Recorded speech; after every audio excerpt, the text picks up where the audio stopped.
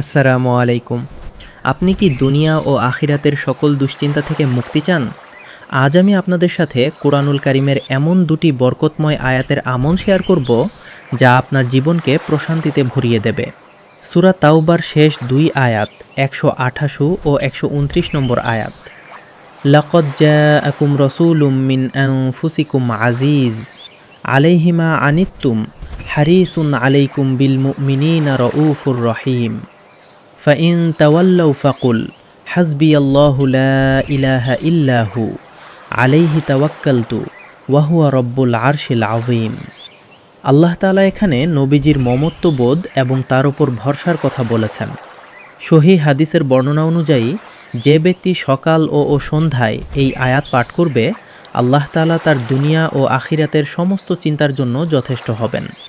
যে কোনো বিপদ ও সংকটে এই আয়াত দুটি আমাদের জন্য এক মহান আশ্রয়। আমলটি করার নিয়ম খুব সহজ। প্রতিদিন ফজর ও মাগরিবের পর প্রথমে ৩ বার দরুদ শরীফ পড়ুন।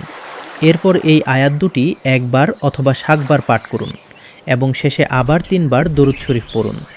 আসুন আল্লাহর ওপর পূর্ণ ভরসা রেখে এই আমলটি নিয়মিত করি। আল্লাহ আমাদের সকলকে আমল করার তৌফিক দান করুন। আমিন। ভিডিওটি ভালো লাগলে শেয়ার করে সদকায়ে জারিয়ায় অংশগ্রহণ করুন। ধন্যবাদ। Rokeya centre Bangladesh. Mobile number 01998764